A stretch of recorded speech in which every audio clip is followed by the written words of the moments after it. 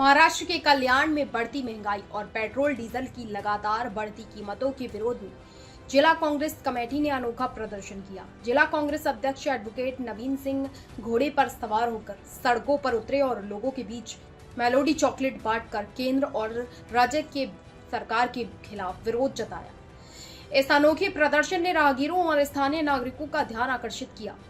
कांग्रेस नेताओं का कहना है कि पिछले 11 वर्षों में पेट्रोल और डीजल की कीमतों में लगभग 60% तक बढ़ोतरी हुई है, जिसका सीधा असर आम जनता की जेब पर पड़ रहा है। ईंधन महंगा होने से परिवहन लागत बढ़ी है, जिसके चलते खाद्य पदार्थों समेत रोजमर्रा की आवश्यक वस्तुओं के दाम भी लगातार बढ़ रहे हैं। प्रदर्शनकारियों ने आरोप लगाया कि महंगाई के कारण मध्यम वर्ग, मजदूर और गरीब परिवारों का घरेलू बजट पूरी तरह प्रभावित हो गया है। इसी के विरोध में कांग्रेस कार्यकर्ताओं ने अनोखे अंदाज में प्रदर्शन करते हुए सरकार का ध्यान आम जनता की समस्याओं की ओर आकर्षित करने का प्रयास किया।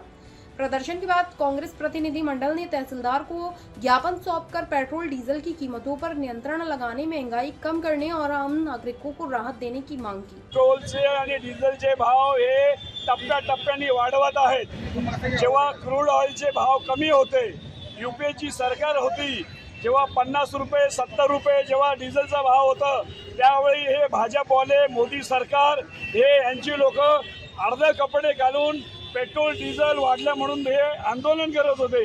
आजच्या तारखेला रूस सारखा देश आपल्या देशाला पेट्रोल कमी दरात द्यायला तयार आहे, पण मोदी सरकारचं अडलंय कुठे? ते अमेरिका जसं सांगेल तसं ते काम करतायत। अमेरिकेमध्ये आम्हाला समजले की काय एप्स्टीन म्हणून नावाची एक फाईल आहे, ती काहीतरी ओपन होणार।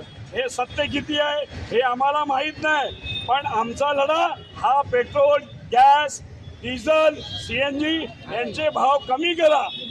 आज मोठ्या प्रमाणामध्ये नीटचे पेपर लीक होत आहेत, विद्यार्थी आत्महत्या करीत आहेत। मोदी सरकार काय झोपली आहे? यांनी जे वादे केलेले होते की पेट्रोलचा भाव आमची सरकार आल्यानंतर 35 रुपये करणार, पण हे चॉकलेट होतं। म्हणून आज आम्ही मेलोडी चॉकलेट देऊन लोकांना चॉकलेट देऊ नका, मोदी सरकार हे चॉकलेट देते। म्हणून या मोदी सरकारने लोकांकरता पेट्रोल डिझेलचे भाव कमी करावे, सीएनजीचे भाव कमी करावे